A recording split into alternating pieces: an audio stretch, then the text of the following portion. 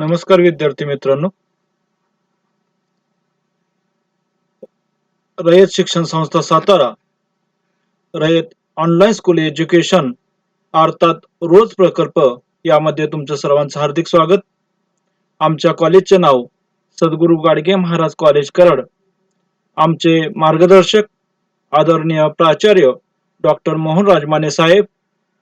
मी उत्तम पाटील, विषय मराठी, इयत्ता 11वी मधील भाग क्रमांक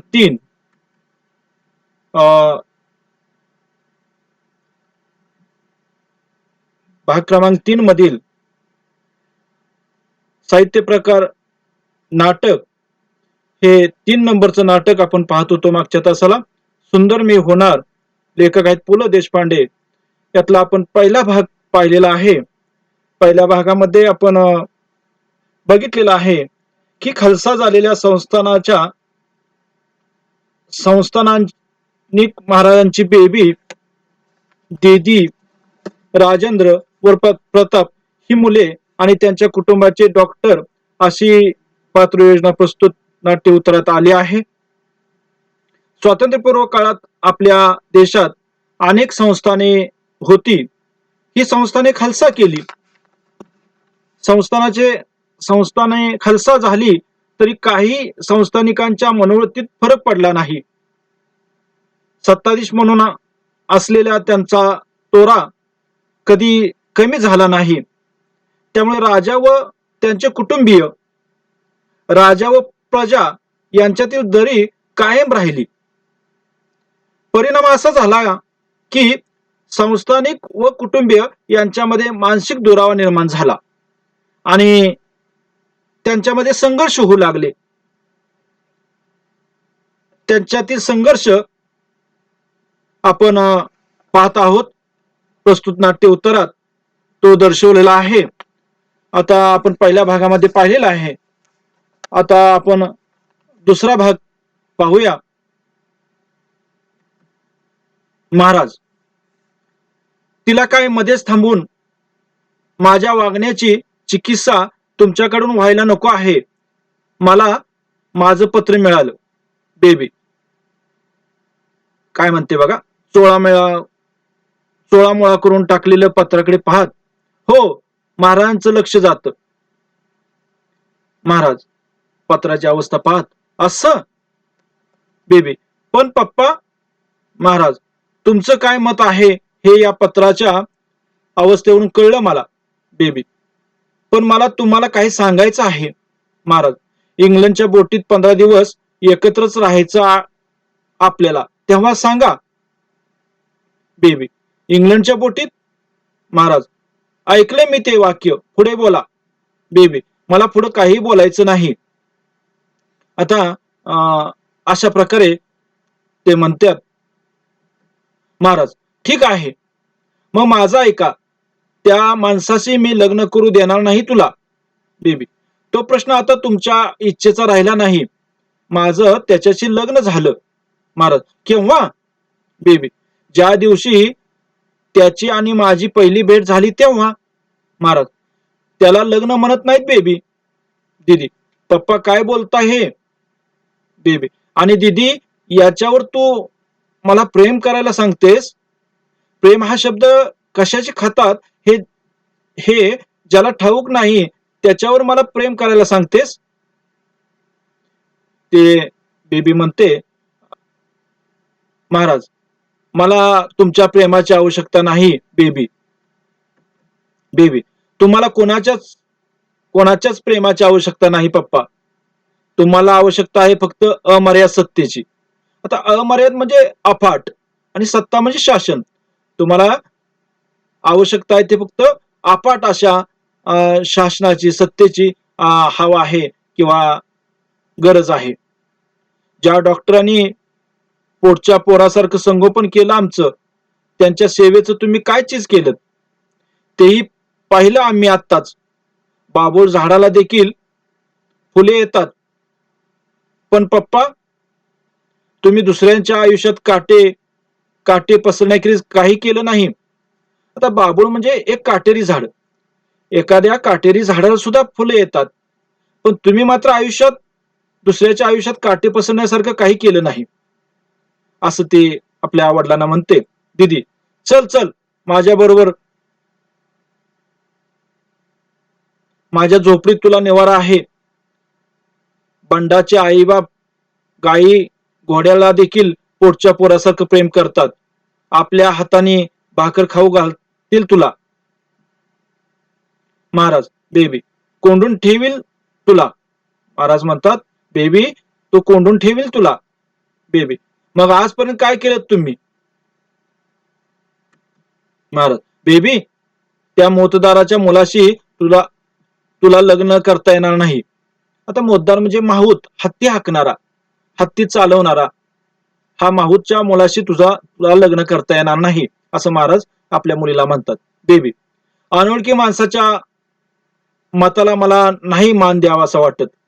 आपल्या वडिलांना म्हणते की अनोळखी माणसाच्या मताला मला मान द्यावा असं वाटत नाही. महाराज, अनोळखी? बेबी, अनोळखी नाही तर काय? तुम्ही आपल्या मुलाशी कधी ओळख करून घेतली आहे? कधी मायेने जवळ घेतल्याचं आठवतं तुम्हाला? कधी पाठीवरून प्रेमाचा शाबासकीचा हात फिरलाय तुमचा? पगारी नोकर चाकरांनी वाढवला आम्हाला. कुठं कधी केव्हा मिळालंय आम्हाला प्रेम? राजाची पोरं. पण प्रेमाची भीक मागत हिंडलो आम्ही. ज्यांनी घातली त्यांच्या मागून गेलो, म्हणून इतका वैताग करायचं काय कारण? दीदी, बेबी तिला मिठी मारते. महाराज, दीदी मुकाट्याने जाऊ दे तिला, असली मुलगी नको आहे मला घरात. बेबी, पप्पा हे शब्द पुन्हा ऐकून घेणार नाही मी. रागाने तिचे ओठ थरथरू लागतात, डोळ्यातून अश्रू वाहू लागतात. दीदी, चालले मी. बंडा मुंबईहून आला की थाटानं लग्न करणार आहोत आम्ही. येशील ना लग्नाला माझ्या? मग देव करतो की नाही ते सगळं बऱ्यासाठीच करतो. आता तुला चालता येतं, उगीच नाही तिथं पण आलं पाहिजे तुला माझ्या लग्नात. दीदी, तूच माझी आई. तिला कडकडून भेटते. अत्यंत तुच्छतेने आपल्या बापाकडे पाहते आणि निघून जाते. अत्यंत तुच्छते म्हणजे तुसडेपणाने आपल्या वडिलांच्याकडे पाहते आणि निघून जाते. दीदी, पप्पा काय होतंय हो हे? महाराज, लग्न. दीदी, जा पप्पा, बेबीला परत बोलावून आणा. आपण लग्न लावून देऊ बेबीचं. साऱ्या नंदनवाडीला आमंत्रण देऊ आपण.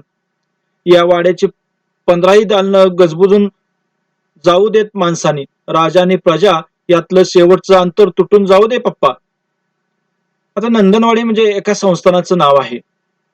या संस्थानाच्या सर्व लोकांना आपण आमंत्रण देऊ असं ते म्हणते. आणि दालनं म्हणजे मोठ्या खोल्यात गजबजून जाऊ दे माणसानी.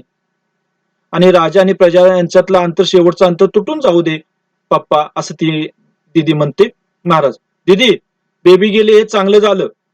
दीदी, मुलींना कधी ना कधी तरी माहेर सोडायचंच असतं पप्पा.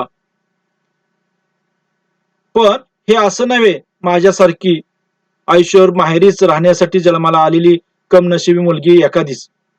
आता माहेर म्हणजे लग्न झालेल्या मुलीच्या आईवडिलांचे घर. तिला कधी ना कधी लग्न होऊन हे माहेर सोडावंच लागतं. पण माझ्यासारख्या कमनशिबी मुलगी एखादीच. कमनशिबी म्हणजे दुर्दैवी. माझ्यासारखी एखादी दुर्दैवीच मुलगी एखादीच. महाराज, तुलाही सोडून जायचं हे घर? दीदी, नाही पप्पा, मला कसं सोडून जाता येईल? महाराज, दीदी तुला कल्पना येणार नाही, पण तुझ्या इतकं मला जगात दुसरं काही प्रिय नाही. आयुष्यभर तुझी चिंता केली मी. दीदी, मला ठाऊक आहे पप्पा, पण पप्पा बेबीनं तुमचा काय अपराध केला आहे? फुलपाखरासारखी बेबी. तर अपराध म्हणजे गुन्हा, मात्र बेबीनं काय तुमचा गुन्हा केलाय? महाराज म्हणतात, स्वस्त विश्रांती घे दीदी. फार ताण पडलाय तुला आज. ताण पडणे म्हणजे कामाचा दबाव येणे. तुझ्यावर खूप आज दबाव आलेला आहे. खिडक्यांचे व दारांचे पडदे ओढून बंद करतात. दीदी, आयुष्यात मी कुणापुढेही तोंड पसरून विनंती केली नाही, कुणाच्याही रागलोभाची पर्वा केली नाही. जगातली कुठलीही आपत्ती सहन करीन मी, पण दीदी तू माझा तिटकारा करू नकोस. दीदी, पप्पा मला फक्त आश्चर्य वाटतं की तुमचं हे अंतःकरण इतरांच्या वाटेल काय येऊ नये. महाराज, ते विचारू नकोस मला दीदी, विश्रांती घे. दीदी, मला हे कळलंच पाहिजे पप्पा, मला हे समजूच शकत नाही. चार मुलांतल्या एकीवर माया आणि बाकीची डोळ्यासमोर देखील नको. हे काय आहे समजूच शकत नाही, मला समजूच शकत नाही. महाराज, ठीक आहे, ऐक तर, कधी हे तुला समजायलाच पाहिजे होतं दीदी, पण एक वचन दे. आता वचन म्हणजे मला एक शब्द दे, शपथ दे किंवा शब्द दे. दीदी, कोणतं? महाराज, हे समजल्यावर तू माझा तिटकारा करणार नाहीस ना? वचन दे. दीदी, ते समजल्याशिवाय मी वचन कसं देऊ? राजू, प्रताप, बेबी, काय असा अपराध केलाय त्यांनी तुमचा? महाराज, माझा सर्वांनीच अपराध केलाय, तू देखील. दीदी, मी? महाराज, महाराज, हो, तू बेबीच्या लग्नाला तू पाठिंबा दिलास. दीदी, हो, आणि अजूनही मला त्यात काही चूक वाटत नाही, पण बेबीवरचा तुमचा राग आजचाच नाही, तिच्यावर तुम्ही कधीच प्रेम केलं नाही. महाराज, तुझ्याखेरीज मी कुणावरही प्रेम केलं नाही. दीदी, असं कसं शक्य आहे? मम्मीवर नव्हतं का तुमचं प्रेम? महाराज, तुझा जन्म होण्यापूर्वी होतं, त्यानंतर मला कधीच तिच्याबद्दल प्रेम वाटलं नाही. दीदी, पण असं प्रेम नष्ट कसं होऊ शकेल? महाराज, माझ्या आयुष्यात हे घडलं. दीदी, पण मम्मीचं तरी तुमच्यावर प्रेम होतं ना? महाराज, ती फक्त मला भीती होती, ती मला फक्त भीत होती. दीदी, पण तरी सुद्धा तुमचं एकमेकावर प्रेम होतं ना? होतं म्हणा पप्पा. महाराज, नव्हतं, कधीही नव्हतं. दीदी, पण प्रेमाशिवाय तुम्ही एकत्र राहिलात कसे? नाही पप्पा, मला सहन होत नाही हे. एकदा म्हणा, पुन्हा आठवून पहा, असं कसं शक्य आहे? महाराज, दीदी, दीदी, दूर व्हा पप्पा. मम्मीच्या फोटोकडे पाहत, मम्मी, का का राहिलीस ग तू या वाड्यात? भीती, पप्पा, आयुष्यभर ही भीती उराशी बाळगत राहिली मम्मी, म्हणून आजारी पडली. तिला औषध हवं होतं, ते भीतीवरच. तिला हजारो रुपयांची औषधं दिलीत तुम्ही, पण एका क्षणाचं प्रेम दिलं असतं तर आमची मम्मी नसती सोडून गेली आम्हाला. या वाड्याला लात मारून का नाही बाहेर निघून गेली मम्मी? का का घाबरली? कशाला घाबरली? असल्या प्रेमशून्य माणसाची पत्नी म्हणून का स्वतःची विटंबना करत राहिली? आता प्रेमशून्य म्हणजे प्रेमहीन माणसाची ती राहिली. आता विटंबना करणे म्हणजे एखाद्याला अपात्र व अयोग्य ठरवून कुचकामी असे वर्तन करणे. महाराज, माझं ऐक दीदी. दीदी, काय ऐकायचं तुमचं? तुमची घृणा यायला लागली आहे मला. तुमचा हा राजवाडा, हे वातावरण अपवित्र, अमंगल वाटायला लागले मला.